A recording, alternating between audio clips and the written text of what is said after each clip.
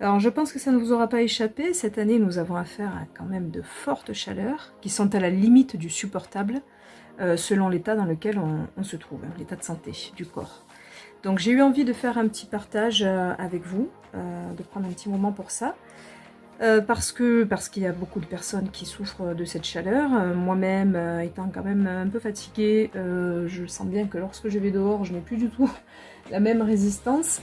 Donc j'avais envie de vous faire un petit topo pour vous donner des conseils et des petits remèdes, des petites astuces pour pouvoir soutenir au mieux votre organisme en fonction de votre état. Bien sûr, tout ça, si vous avez des problèmes de santé, est à personnaliser, parce qu'il faut tenir compte de votre état personnel, mais j'ai quand même envie de partager des conseils généraux qui peuvent être précieux et très utiles pour ceux qui souffrent.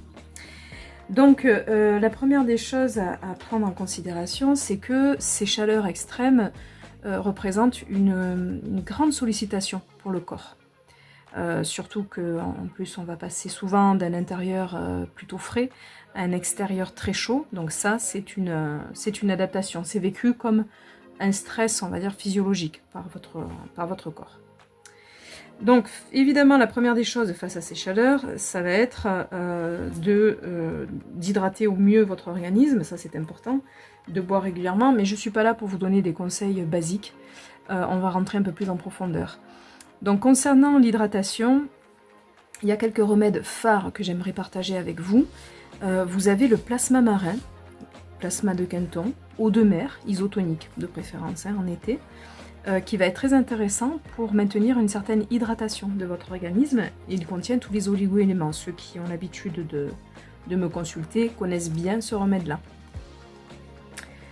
Donc le plasma marin, que je vous conseillerais pour l'hydratation.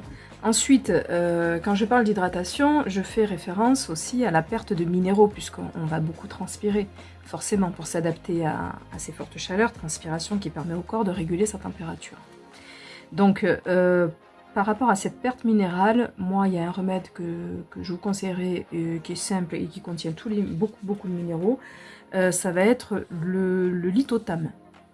Le lithothame, alors ceux qui viennent en consultation, je leur fais prendre souvent une poudre qui s'appelle basifiante et elle est essentiellement composée de lithothame. Donc ça peut être intéressant à prendre au quotidien. Également pendant cette période de forte chaleur, surtout si vous transpirez beaucoup. Je pense aussi à ceux qui doivent travailler dehors. Là ça devient un défi, hein, clairement pour le corps.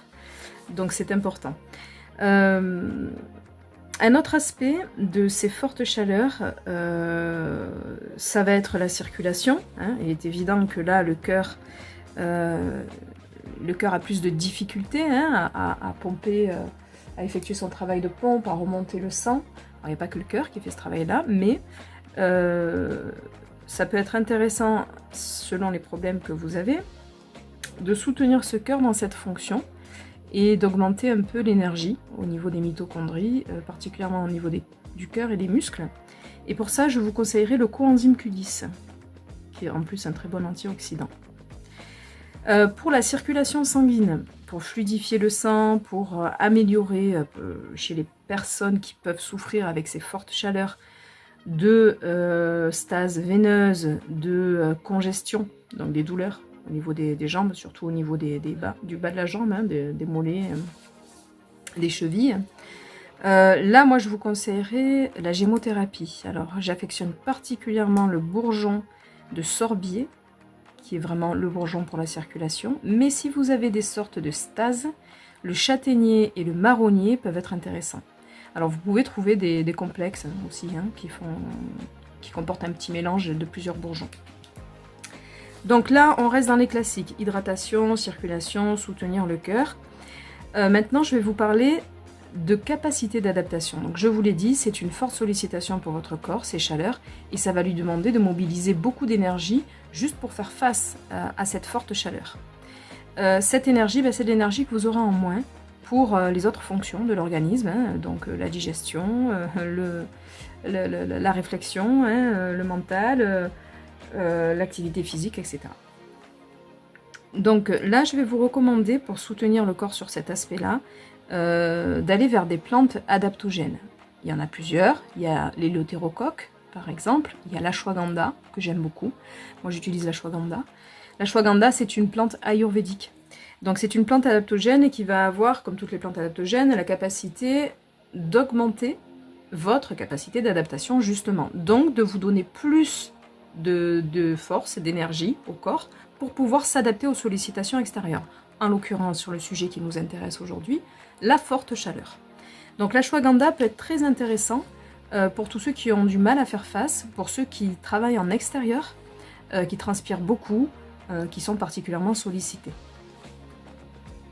Ensuite, je vais vous amener sur un autre aspect moins, on va dire, qui est moins connu, hein.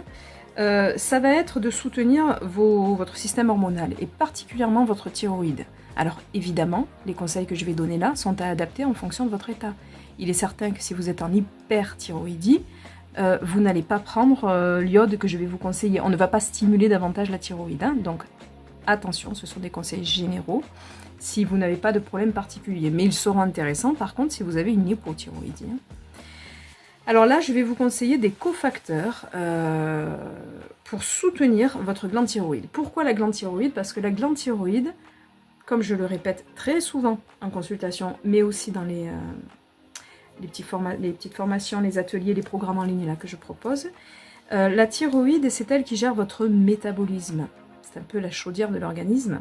Donc, elle va avoir beaucoup de travail si elle doit s'adapter à une sollicitation extérieure supplémentaire telle que la chaleur. Donc il faut que votre métabolisme soit optimal, il faut qu'il fonctionne bien, il ne faut pas qu'il soit ralenti, et c'est ce que va avoir tendance à faire cette chaleur. Donc la thyroïde, l'intérêt ça va être ça. Il y en a d'autres, mais déjà par rapport à ça, sachant qu'elle régule aussi le calcium dans l'organisme et bien d'autres choses, donc si vous transpirez beaucoup, vous allez perdre vos minéraux, comme je vous disais tout à l'heure, hein. Mais comme je vous ai indiqué précédemment des remèdes pour ça, maintenant vous savez. Donc pour soutenir votre thyroïde, je vous conseillerais des cofacteurs tels que l'iode sous forme de fucus vésiculeux. Encore une fois, ceux qui consultent ont l'habitude que je leur conseille du fucus vésiculeux, du sélénium, des vitamines B, le fer. Le fer va être très important pour soutenir la thyroïde. Mais là encore, je tire la sonnette d'alarme. Attention, ça dépend de votre statut en fer. Donc ne vous complémentez pas en fer si vous ne savez pas quel est votre statut en fer. Une analyse de sang peut le permettre, parce que avoir trop de fer, c'est pas bon non plus. Peut-être c'est intéressant de le faire si vous perdez beaucoup vos cheveux, si vous êtes fatigué, si vous avez le teint pâle, si l'intérieur là de l'œil est assez pâle également. Enfin bon, bref, après, ça c'est à personnaliser, hein. Donc soutenir la thyroïde, ça peut être intéressant. Il y a aussi des huiles essentielles hein, qui peuvent aider à soutenir la thyroïde, et il y a d'autres remèdes. Mais voilà, déjà de l'iode à travers le fucus vésiculeux, mais vous allez en avoir aussi dans le plasma marin, du sélénium, vitamine B, fer. Enfin, un autre point important, ça va être celui du foie. Alors on n'y pense pas forcément, mais pourtant le foie, c'est quand même lui qui filtre en grande partie le sang. Et si le foie est un peu surchargé, ne fonctionne pas de manière optimale pour plusieurs raisons, hein, que ce soit des raisons émotionnelles, puisque les émotions impactent directement nos organes, que ce soit parce que votre foie, peut-être qu'il a un peu trop d'alimentation à digérer, peut-être pas la meilleure qui soit, peut-être un peu d'alcool, peut-être un peu de médicaments, des toxiques, voilà, le tout faisant qu'au bout d'un moment, ça lui fait trop de travail. Donc le foie filtre votre sang, ça veut dire que si votre foie n'est pas optimal, votre sang ne va pas être bien filtré, donc il va être un peu plus épais. Il va être ce qu'on appelle l'hémogliase, il va être plus difficile à circuler, et ça peut créer effectivement des troubles circulatoires, des intoxications, des impacts au niveau de la circulation du sang. Donc, sachant que l'été, bon, c'est quand même une saison où on sort un peu plus, on fait peut-être pour certains plus de repas, d'invitations, d'apéros, etc. C'est bien de soutenir le foie en cette saison. Donc pour le foie, il y a plusieurs choses, hein, ceux qui consultent le savent. Là, je vais vous donner deux petites astuces simples. Vous avez l'huile essentielle de citron, qui est une essence, qui n'est pas vraiment une huile essentielle, mais que vous pouvez prendre au quotidien, vous pouvez consommer, pour aider le foie. Et vous avez surtout un antioxydant majeur, qui est l'antioxydant qu'utilise le foie naturellement dans le corps pour procéder à ces processus d'épuration, qui s'appelle le glutathion. C'est assez connu comme antioxydant. Ça aussi, ça peut être un bon soutien pour le foie. Puisqu'on parle du foie, on va parler quand même un petit peu alimentation rapidement. Donc en été, on ne peut pas manger la même chose qu'en hiver. Le corps n'a pas les mêmes besoins, et c'est d'autant plus vrai avec les chaleurs extrêmes que l'on a en ce moment.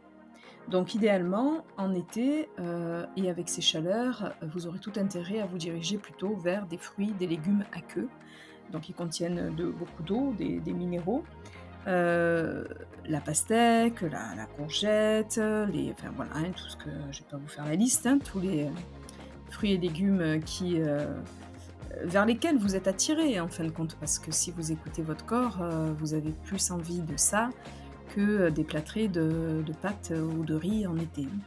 Donc justement, les aliments à éviter, ça va être les féculents. Alors les féculents, donc les pâtes, le riz, les légumes secs, etc., etc. Parce que ces aliments-là contiennent beaucoup d'amidon, hein, encore une fois, ceux qui viennent en consultation connaissent la chanson. Et ça va consommer beaucoup d'eau dans votre corps. Parce que pour hydrolyser une molécule d'amidon, il faut beaucoup de molécules d'eau. Donc ces aliments vont vous donner soif, mais ça vous devez vous en rendre compte. Ça va vous créer pas mal de déchets dans l'organisme, notamment les déchets alcool, qu'on appelle vulgairement alcool, les déchets acides. Donc ça va donner encore plus de travail et demander de l'énergie de digestion à votre corps. Donc les féculents à éviter, tout ce qui va solliciter excessivement votre foie, donc les sucres. Les sucres, essayez de vous contenter des sucres issus des fruits, ça ce serait l'idéal. Les graisses saturées animales, donc comme la charcuterie, les pâtés, les graisses de la viande, etc. Par contre, les bonnes graisses, ça c'est ok, vous les gardez. Hein, les oméga 3 pour assaisonner vos crudités par exemple, les huiles végétales sauf le tournesol, mais les huiles de lin, de colza, huile d'olive, huile de noix, alors toutes celles-ci, sauf l'olive, vous pouvez la garder à l'extérieur, mais les autres, il faut les garder au frigo. Hein. Donc voilà pour l'alimentation. Partez plutôt sur du frais, du cru, des fruits et des légumes à queue, mais aussi les super aliments, les algues, le tartare d'algues, pour ceux qui connaissent, hein, les graines germées, vous avez aussi le kéfir de fruits, qui est intéressant en été, ça fait une boisson sympa, à bulles, qui est pré- et probiotique, hein, qui va faire du bien en plus à votre microbiote, et bien d'autres choses. Mais voilà, hein, grosso modo, on pourrait développer bien davantage. Mais histoire de faire un petit point sur l'alimentation, il ne faut pas oublier que votre corps a des besoins spécifiques quand il fait chaud comme ça, et vous ne pouvez pas manger comme vous mangez toute l'année, voilà, c'est adapté à chaque saison. Il y aurait tellement d'autres thèmes à aborder, mais là je vous fais un petit topo qui sera déjà, à mon avis, pas mal. Bien sûr, les huiles essentielles que j'affectionne particulièrement pour soutenir des jambes lourdes, pour activer la circulation, pour soutenir la thyroïde, pour le foie également. Hein. Là, je vous ai parlé de l'huile essentielle de citron, il y en a d'autres. Hein. Voilà. Donc, on arrive à la saison de l'été. En médecine chinoise, c'est la saison du cœur. Donc, effectivement, ça peut être bien, surtout pour les personnes qui ont des problèmes de cœur, de soutenir un peu davantage cet organe-là.